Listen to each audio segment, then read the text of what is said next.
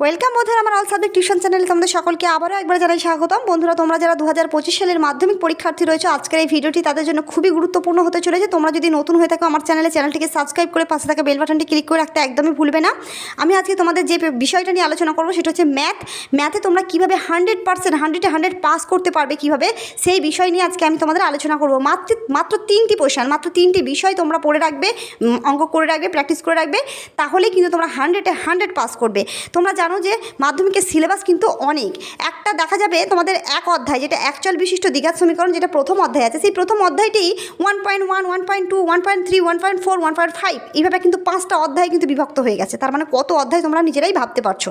তো এই অধ্যায়গুলো কিন্তু কমপ্লিট করতে দেখা যায় যারা দুর্বল স্টুডেন্ট তারা পুরো একদম গুলিয়ে হয়ে যায়, তারা কিছুই পরীক্ষার শেষে কিছুই করতে পারে না। তো আজকের এই ভিডিওটি কিন্তু তাদের জন্য ভীষণই গুরুত্বপূর্ণ হয়ে উঠবে, কারণ হচ্ছে তোমরা অতি অল্প করেই কিন্তু 100 পাস করবে, গ্যারান্টি। ঠিক আছে, তো বাকি কিন্তু এক্সট্রা সময়গুলোতে তোমরা অন্য অঙ্কগুলোও দেখতে পারবে, সেখানে কিন্তু তোমরা দেখা যাবে শেষের দিকে তোমরা 60%, 70%-এর উপর মার্কস কিন্তু তুলতে পারছো। অর্থাৎ মেন সহজ বিষয়গুলো তোমরা আগে করে রাখবে, আর বাকি যেগুলো তোমাদের করার ইচ্ছা নেই, কিন্তু যেহেতু সময় আছে তোমরা করে রাখবে, তাহলে কিন্তু দেখা যাবে খুব ভালো মার্কস তুলতে পারবে, অনায়াসে খুব ভালো মার্কস তুলতে পারবে। ঠিক আছে, তো প্রথমেই তোমরা কি করবে সেটা একটু বিষয়টা নিয়ে আলোচনা করব। তো তার জন্য কিন্তু তোমাদের বইটি খুলতে হবে। বই খোলার পর তোমরা দেখবে যে সূচিপত্র খুলবে। সূচিপত্রে তোমাদের প্রথমে শুরুতেই আছে উপপাদ্য বিষয়টা, প্রথমে শুরুতেই নেই, আমি বলছি উপপাদ্য বিষয়টা প্রথম দেখবে। ঠিক আছে, 1 নম্বর, 2 নম্বর, 3 নম্বর, যে 3 নম্বর অধ্যায়টা আছে সেটা একটু ভালো করে দেখো। 3 নম্বর অধ্যায়ে বৃত্ত সম্পর্কিত উপপাদ্য। এখানে তোমাদের দুটো উপপাদ্য আছে, 32, 33।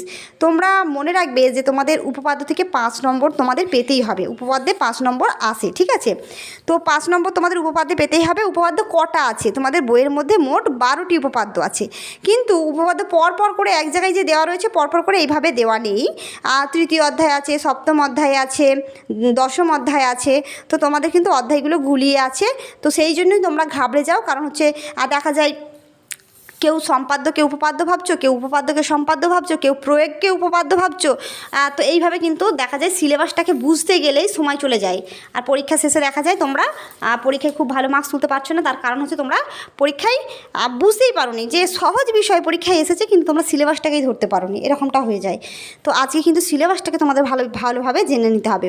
সেটা হচ্ছে উপপাদ্য আছে তোমাদের তৃতীয় অধ্যায়ে 2টি উপপাদ্য আছে, 32 নম্বর এবং 33 নম্বর উপপাদ্যটি। সপ্তম অধ্যায়ে তোমাদের 3টি উপপাদ্য আছে, 34, 35 এবং 37 নম্বর উপপাদ্যটি। তারপর হচ্ছে তোমাদের দশম অধ্যায়ে 1টি উপপাদ্য আছে, সেটা হচ্ছে 38 নম্বর উপপাদ্যটি। 15 অধ্যায়ে 3টি উপপাদ্য আছে, সেটা হচ্ছে 40, 41 এবং 42 নম্বর উপপাদ্যটি। তারপর হচ্ছে তোমাদের 18 নম্বর অধ্যায়ে, সেখানে তোমাদের 48 উপপাদ্যটি আছে, 48 নম্বর উপপাদ্যটি আছে। তারপর হচ্ছে 22 অধ্যায়ে অর্থাৎ পিথাগোরাসের উপপাদ্য, সেখানে তোমাদের 2টি উপপাদ্য আছে, একটা হচ্ছে 49 আর একটা হচ্ছে 50 নম্বর উপপাদ্যটি। 49 নম্বরের উপপাদ্য হচ্ছে পিথাগোরাসের উপপাদ্য, আর 50 নম্বরের উপপাদ্যটি হচ্ছে পিথাগোরাসের বিপরীত উপপাদ্য। একটা উপপাদ্য আর একটা হচ্ছে বিপরীত উপপাদ্য। ঠিক আছে, তাহলে এইভাবে মোট 12টি উপপাদ্য আমরা পাচ্ছি। একটা কিন্তু 100% এখান থেকে তোমাদের আসবে, সেখানে তোমাদের 5-এ 5 পেতে হবে। তোমরা মনে রাখবে উপপাদ্যের বিষয়টা হচ্ছে, উপপাদ্যের ছবিটা গুরুত্বপূর্ণ নয়। ছবিটা গুরুত্বপূর্ণ কখন? যে তোমাদের একটা প্রশ্ন দেওয়া হলো, সেই প্রশ্নে যদি বলা হয় যে 2টো বৃত্ত আঁকতে বলা হয়েছে, তো সেই 2টো বৃত্ত এঁকে নিলে, সেইভাবে কিন্তু যদি স্পর্শ করতে বলা হয়, 2টো বৃত্ত স্পর্শ করছে, তার মধ্যে একটা লম্ব সমদ্বিখণ্ড যাচ্ছে, সেইভাবে কিন্তু একটুখানি এঁকে নেওয়া, ব্যাস এটুকুই।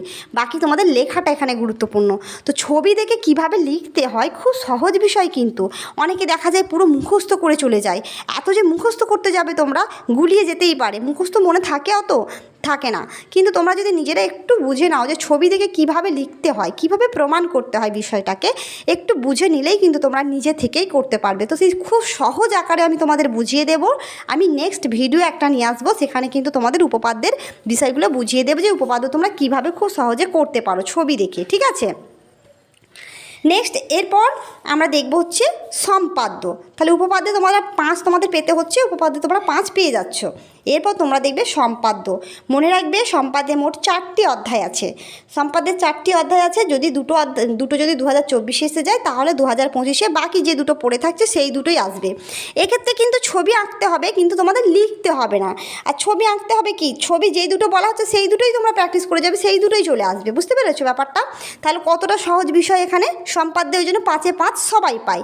অর্থাৎ সবাই যে পাস করে, যারা দুর্বল স্টুডেন্ট তারাও পাস করে। তোমরা চোখের সামনে দেখছো এমন এমন স্টুডেন্ট আছে খুবই দুর্বল স্টুডেন্ট, কিন্তু তারা পাস করে যায় পরীক্ষায়, অঙ্কেও পাস করে যায়। তো তাদেরকে দেখে তোমাদের মনে হয় যে কীভাবে তারা পাস করে, তারা কিন্তু এইভাবেই পাস করে। অর্থাৎ এখানে তোমাদের ছাঁকা নাম্বার তোলার জায়গা দেওয়া আছে, পরীক্ষায় যে পাস করার মতো নাম্বার তোমাদের দেওয়া রয়েছে।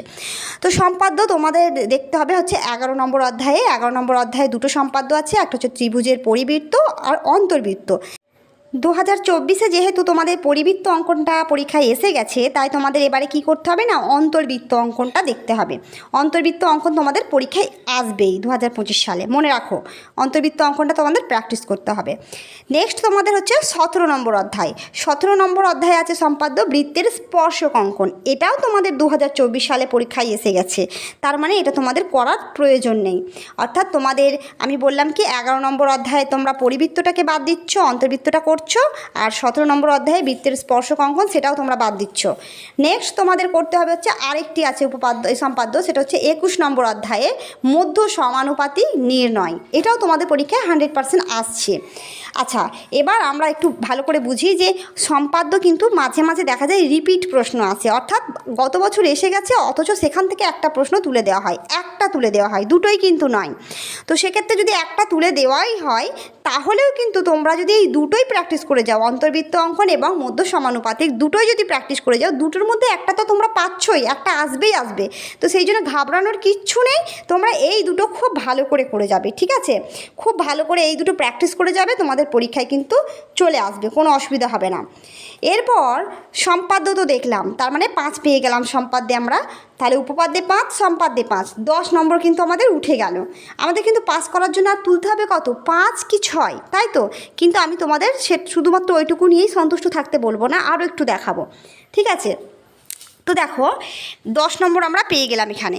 এরপর নেক্সট আছে 26 নম্বর অধ্যায়, শেষ অধ্যায় তোমরা চলে যাবে। 26 নম্বর অধ্যায় আছে রাশি বিজ্ঞান, ভীষণ সহজ একটি বিষয়। এই অঙ্কগুলো মানে গোটা বইয়ের অঙ্ক তো তোমাদের অনেক, তো অঙ্কগুলোর মধ্যে কিন্তু তোমাদের এই রাশি বিজ্ঞানটা ভীষণ সহজ।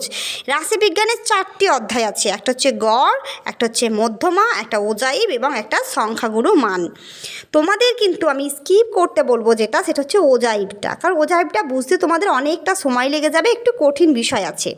তোমাদের এই রাশিবিজ্ঞান থেকে মোট 3টি প্রশ্ন আসবে, লিখতে হবে, অঙ্ক করতে হবে 2টি, ঠিক আছে? 3টি দেওয়া থাকবে, 2টি করতে হবে। 2টিতে নাম্বার কত থাকবে না, 4 মার্কস, মোট টোটাল 8 মার্কস, মানে 8 নম্বর থাকবে, 4 নম্বর 4 নম্বর 8 নম্বর থাকবে।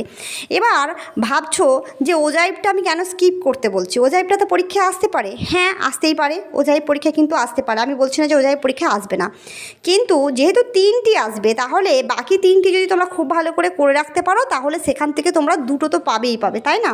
তাহলে সেই 2টো কিন্তু পরীক্ষায় তোমরা লিখে আসলেই কিন্তু নাম্বারটা তোমাদের হয়ে যাচ্ছে। কিন্তু ওজাইব করতে সময়টা যেহেতু বেশি লেগে যায়, তাই আমি ওজাইবটা স্কিপ করতে বলেছি। যারা ভালো স্টুডেন্ট, যারা করতে পারবে, তারা কিন্তু 4টেই করে রাখবে, তারা ছাঁকা এখান থেকে 8-এ 8 পুরো পেয়েই যাবে। এবার 8-এ 8 বলছি এখানে আমি, তাহলে টোটাল হয়ে গেল কত, 18 হয়ে গেল। কিন্তু অলরেডি তোমরা 18 পেয়ে গেছো, ঠিক আছে? এই রাশি বিজ্ঞান থেকে 8 নম্বর ছাঁকা পাওয়া খুব একটা কঠিন ব্যাপার নয়, খুব সহজ বিষয়। তাহলে তোমরা এখানে 8 পেয়ে গেলে, ওখানে তোমরা 10 পেয়ে গেলে, 18 কিন্তু পেয়ে গেলে। এরপর আমি যেটা বলছি যে রাশিবিজ্ঞান যেহেতু অধ্যায়গুলো তোমরা সবগুলো করছো, এখান থেকে কিন্তু শর্ট কোশ্চেন পাওয়াও ভীষণ সহজ ব্যাপার। তো শর্ট কোশ্চেন নিয়ে রাশিবিজ্ঞানে মোট আসছে নাম্বার 13 নম্বর, ঠিক আছে? 13 নম্বর কিন্তু এখানে তোমরা পেয়ে যাবে। শর্ট কোশ্চেনগুলো একটু আধটু দেখে রাখলে ভীষণ সোজা। মধ্যমা যদি অঙ্ক তোমরা পারো তাহলে শর্ট কোশ্চেন তো মধ্যমার থেকেও সোজা, অঙ্কের থেকেও সোজা, তাই না? তো সেখানে কিন্তু তোমাদের নাম্বারটা খুব ভালো ওঠার চান্স আছে। তো এই অধ্যায়গুলো তোমরা একটু ভালো করে দেখে যাবে, ঠিক আছে? আর ওজাইব থেকেও শর্ট কোশ্চেন তোমরা মুখস্থ করে নিতে পারো, কোনো অসুবিধা নেই। ওই শর্ট কোশ্চেনগুলো কিন্তু হুবহু পরীক্ষার বই থেকেই পুরো একদম পরীক্ষায় চলে আসে, ঠিক আছে? তাহলে আমি তোমাদের 5 নম্বর অলরেডি বলে দিলাম যে পাস করতে হবে কিভাবে। এর বাইরে যারা খুব দুর্বল স্টুডেন্ট, আমি বলবো না যে এর বাইরে অন্য অঙ্কগুলো করে মাথাটা খারাপ করো, আমি এত বলবো না, ঠিক আছে? কিন্তু আমি তোমাদের সময় তো থাকবেই, তোমরা জানো এই কয়েকটা অঙ্ক করেই কিন্তু সারা বছরটা এই নিয়েই পড়ে থাকবে না তোমরা, এইগুলো বারবার প্র্যাকটিস করতে থাকবে, তার মাঝে মাঝে ফাঁকে ফাঁকে তো কিছু কিছু করা দরকার। যদি করতে পারো তাহলে তোমরা কি করবে, তাহলে যেটা করবে প্রথম অধ্যায়টা তোমরা দেখবে যে একচল বিশিষ্ট দ্বিঘাত সমীকরণ আছে। সো সেই একচল বিশিষ্ট দ্বিঘাত সমীকরণের কোন অধ্যায়টা করবে, দ্বিতীয় অধ্যায়। ভালো করে মনে রাখবে 1.2 এক অধ্যায়ের 1.2, ঠিক আছে, দ্বিতীয় অধ্যায় নয়, এক অধ্যায়ের 1.2 অধ্যায়, কোষে দেখি 1.2। সেখানে তোমরা দেখবে যে 4-এর দাগের যে অঙ্কগুলো আছে সেই অঙ্কগুলো বা 2-এর দাগের কে দিয়ে যে অঙ্কগুলো আছে এই অঙ্কগুলো কিন্তু তোমাদের একটু দেখে যাওয়া দরকার। এখান থেকে কিন্তু 100% অঙ্ক আসেই, প্রতি বছর এখান থেকে 2টো অঙ্ক তোমরা পাবে, 2-3টে অঙ্ক এখান থেকে চলে আসে, ঠিক আছে। তো সেই জন্য বলছি এখান থেকে তোমরা এই অধ্যায়টা খুব ভালো করে একটু দেখে গেলে কিন্তু এখান থেকে তোমরা অঙ্ক পাবে। হ্যাঁ, এরপর তোমাদের যেটা আছে সেটা হচ্ছে তোমাদের সরল সুদ কষা অঙ্ক আছে, চক্রবৃদ্ধি সুদ আছে ও সমাহার বৃদ্ধি আছে। তারপর আছে তোমাদের আমি তোমাদের এখান থেকে যেটা করতে বলছি সেটা হচ্ছে তোমাদের সরল সুদ কষাটা একটু সহজ অঙ্ক আছে, ঠিক আছে। সরল সুদ কষার অধ্যায়টা সহজ, চক্রবৃদ্ধি সুদটা একটু কঠিন আছে। কঠিন অঙ্কটা যদি স্কিপ করতে চাও তাহলে কিন্তু চক্রবৃদ্ধি সুদটা স্কিপ করবে, ঠিক আছে। তাহলে তোমরা সরল সুদ কষা অধ্যায়টা একটু দেখবে। সরল সুদ কষার অধ্যায় হচ্ছে দ্বিতীয় অধ্যায়। এই দ্বিতীয় অধ্যায়ের কটা আছে, একটি অধ্যায় আছে, অর্থাৎ কোষে দেখি 2। এই কোষে দেখি 2-এ মোট 20টা অঙ্ক আছে এবং অতি সংক্ষিপ্ত প্রশ্ন অর্থাৎ MCQ টাইপের প্রশ্নগুলো এই অধ্যায়ে করিয়ে দেওয়া রয়েছে। এই অধ্যায়টি যদি খুব ভালো করে করতে পারো তাহলে এখান থেকেও কিন্তু তোমরা অঙ্ক কমন পেয়ে যাবে। নেক্সট তোমরা দেখতে পারো নবম অধ্যায়ের দ্বিঘাত করণীর অঙ্ক দেখতে পারো। তারপর হচ্ছে 12 অধ্যায়ের গোলকটা দেখতে পারো।